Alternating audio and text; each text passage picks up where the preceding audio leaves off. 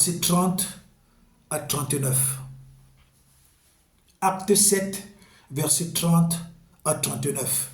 Cette histoire concerne Moïse. Moïse est dans le pays d'Égypte. Il intervient pour défendre un de ses frères qu'un soldat égyptien maltraitait. Il tue le soldat et l'enterre dans le sable. Ce sont ses propres frères qui commencent à trop bavarder, à rejeter Moïse, à dire que qui t'a établi chef sur nous? Qui t'a établi chef sur nous? Alors Moïse fuit, il va dans le pays de Jéthro. Et alors là-bas, Dieu crée des mécanismes. Dieu crée d'abord un bouleversement. Moïse tue un Égyptien.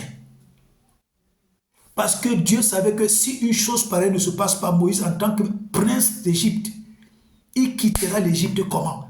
Il faut quelque chose de pire, de grave, pour que Moïse arrive à fuir l'Égypte. Ce n'était que quoi? Tuer un Égyptien.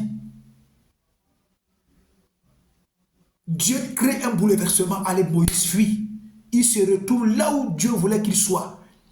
Parce que Dieu avait tout préparé. Dieu savait qu'il va monter à la montagne et lui va causer avec Moïse. Il va lui donner la feuille de route. Il va lui donner sa politique à lui, Dieu. Moïse arrive sur la montagne et Dieu lui dit, j'ai vu la souffrance de mon peuple.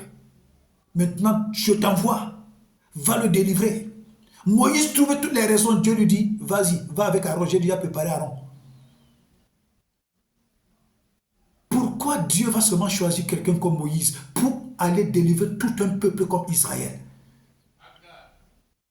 Donc laisse-moi te dire, frère, laisse-moi te dire, ma soeur, quand tu es venu à Christ, c'est parce que Dieu a vu qu'il y a un peuple que tu dois délivrer.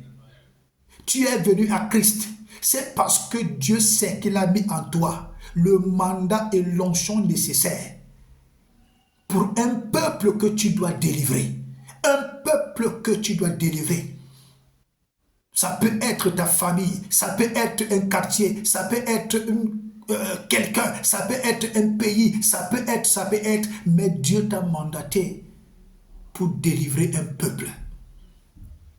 L'onction de Dieu dans ta vie, l'appel de Dieu dans ta vie, l'étiquette qui est sur ta vie, on t'appelle enfant de Dieu. Ce n'est pas pour dormir avec ça dans la maison. Ce n'est pas pour orner ton salon. Ce n'est pas pour orner tes habits. Ce n'est pas pour orner ta Bible. C'est pour une mission bien précise, sauver un peuple. Moïse a trouvé toutes les raisons pour ne pas aller en mission. Je ne sais pas parler, je suis bergue. Dieu l'a dit, c'est toi que j'ai choisi et c'est toi qui vas accomplir cette mission. Mon frère, ma soeur, laisse-moi te dire, il y a des hommes sur cette terre que c'est toi et c'est au travers de toi qui seront sauvés. Tout le monde peut leur prêcher l'évangile. Ils ne vont pas croire. C'est quand toi, tu vas leur prêcher l'évangile qu'ils vont donner leur vie à Jésus. C'est quand toi, tu vas leur parler de l'évangile qu'ils vont recevoir Jésus dans leur vie comme sauveur, Seigneur et maître personnel. Si tu ne te lèves pas pour accomplir et pour sauver un homme, un peuple, Dieu va te réclamer cela. Il y a des gens qui seront guéris par ta prière. Même si un bishop, même si un apôtre va prier pour ces gens-là, ils ne vont jamais guérir. C'est toi et c'est au travers de toi que Dieu va guérir celui-là. Il y a des missions qui te sont spécifiquement assignées. Il y a des missions qu'il n'y a que toi et toi seul. Que Dieu va concrétiser ces missions-là. Alléluia. Quand tu prends conscience de qui tu es, quand tu prends conscience de ce que tu vaux, quand tu prends conscience de ta valeur entre les mains de Dieu, quand tu prends au sérieux l'œuvre de Dieu, Dieu commence à te conduire vers des personnes que tu dois sauver, vers des personnes que tu dois délivrer. Prends conscience de ce que tu es entre les mains de Dieu. Prends conscience que tu es enfant de Dieu, pas seulement de bouche. que ta conscience, que ta pensée, que ton cœur soit ancré dans cette affaire de Dieu. Parce que Dieu a besoin de toi pour sauver un homme. Dieu a besoin de toi pour sauver une femme. Dieu a besoin de toi pour sauver une famille. Dieu a besoin de toi pour sauver quelqu'un. Tu ne sais pas où Dieu va t'amener. Plus tu tardes à prendre conscience que Dieu peut t'utiliser, plus tu tardes à prendre conscience que tu es un instrument de Dieu, plus tu tardes à prendre conscience que tu dois avoir une vie de prière et de consécration, de lecture, de la méditation de la parole de Dieu, plus tu freines le plan de Dieu pour ta vie. Dieu peut t'envoyer en Angleterre, Dieu peut t'envoyer en France, Dieu peut t'envoyer en Tunisie, Dieu peut t'envoyer aux États-Unis, Dieu peut t'envoyer même en Côte d'Ivoire, Dieu peut t'envoyer dans un pays parce que Dieu sait que là-bas, il y a quelqu'un qui l'a préparé, qu'il n'y a que toi seul qui va le sauver. Par l'évangile, pour qu'il vienne à Christ, par une prière, pour qu'il soit délivré de sa situation. Il n'y a que toi. Si tu ne prends pas conscience, Dieu va s'arrêter et c'est toi qui perds. Ceux qui avaient rejeté Moïse sont revenus chercher Moïse. Ceux qui avaient rejeté Moïse ont été surpris que c'est le même Moïse là qui est venu les délivrer.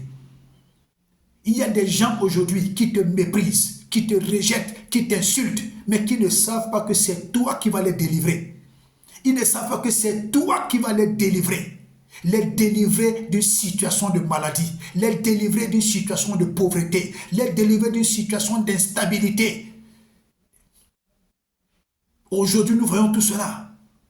Ceux qui se sont moqués de Moïse ont été surpris que c'est Moïse qui est venu encore les délivrer. Alléluia. Prends conscience. Moïse a pris conscience qu'il était utile et très utile pour Dieu quand il a rencontré Dieu sur la montagne de Sinaï. C'est là qu'il a compris que je suis très important pour Dieu. Je ne dois pas me considérer comme le commun des hommes. Nous sommes des représentants de Dieu sur terre. Pour ça, prends conscience. De deux, tu es Dieu sur terre. Prends conscience. De trois, tu es ambassadeur. Prends conscience. De quatre, tu es un ministre dont tu as même la valeur. Tu as plus de valeur devant Dieu qu'un président. Tu as plus de valeur devant Dieu qu'un président. La preuve, le président ne peut que te donner les moyens matériels et financiers. Mais toi, tu peux sauver la vie d'un président. Quand Dieu prépare la colère dans un pays, quels sont ceux qui sauvent le pays de la colère de Dieu? C'est la prière, non? La prière des enfants de Dieu, la prière des pasteurs. Donc tu es plus qu'un président. La vie d'un président, la vie d'un pays, tout est entre tes mains. Donc, bien-aimé dans le Seigneur Jésus, c'était les exhortations que le Seigneur voulait nous donner. Que le Seigneur te bénisse, que le Seigneur te garde. Alléluia. Je prie là où tu es, que la main de Dieu soit sur toi. Que Dieu te bénisse le matin, que Dieu te bénisse à midi, que Dieu te bénisse le soir, au nom de Jésus. Je prie que l'Esprit de Dieu t'embrasse, afin que tu sois fort et courageux pour affronter les épreuves, pour affronter les bouleversements et pour que l'Esprit de Dieu te conduise dans ta terre promise au nom de Jésus. Ne regarde pas les circonstances que la vie te donne, mais regarde à ce que Dieu a dit que tu es et à ce que Dieu a dit que tu vas faire dans le nom de Jésus. Tout ce que tes mains touchent est béni. Tout ce que tu entreprends est béni. Tout ce que tu entreprends est béni. Que le ciel te bénisse, que la terre te bénisse. Que tes ennemis et ceux qui veulent te voir tomber, qu'ils te voient réussir et que c'est eux qui tombent, ils te voient être élevés dans le nom de Jésus. Que ceux qui veulent te voir pauvre, qu'ils te voient riche et que c'est eux qui soient pauvres. S'il y avait une maladie dans ton corps, que le feu de Dieu localise cette maladie et la consume jusqu'à sa racine dans le nom de Jésus. Maladie naturelle, maladie clinique, maladie spirituelle, maladie génétique, maladie héréditaire. Que le feu de Dieu vous consume jusqu'à vos racines dans le nom de Jésus. Que l'abondance touche à ta vie. Que le Dieu de la tribu de Juda, le Tout-Puissant, l'Omniscient, l'Omnipotent et l'Omniprésent, soit ton Dieu, soit ton Dieu, soit ton Dieu, soit ton Dieu au nom de Jésus. Je te connecte à la prospérité, à la grandeur, aux meilleures opportunités de la tribu qui sont attachées à la tribu de Juda dans le nom de Jésus. Je te connecte à cette alliance de prospérité éternelle, celle d'Abraham, dans le nom de Jésus. Toute arme forgée contre toi est nulle et sans effet. Ils te feront la guerre le matin, ils te feront la guerre à midi, ils te feront la guerre le soir, ils te feront la guerre au coucher, ils te feront la guerre. Mais ils ne te vaincront point parce que le bras puissant de Dieu combat en ta faveur au nom puissant de Jésus. Que toutes les traits enflammés du malin soient nuls et sans effet. Je te plonge dans le sang de Jésus. Je plonge ta maison, je plonge tes enfants. Je plonge ton époux, ton épouse dans le sang de Jésus. J'applique sur les portes et les linteaux de ta maison le sang de Jésus. Et je déclare que l'ange de la mort ne te touchera pas. Le destructeur ne te touchera pas. Parce que tu as sur toi la marque de Dieu. Tu as sur toi la marque de Dieu. Tu as sur toi l'onction de Dieu pour accomplir les grandes choses en cette saison dans le nom de Jésus. Que l'onction de la référence t'impacte. Que l'onction de l'élévation t'impacte. Que l'onction de la prospérité t'impacte dans le nom de Jésus. Que Dieu te bénisse. Que le Seigneur te garde. Shalom.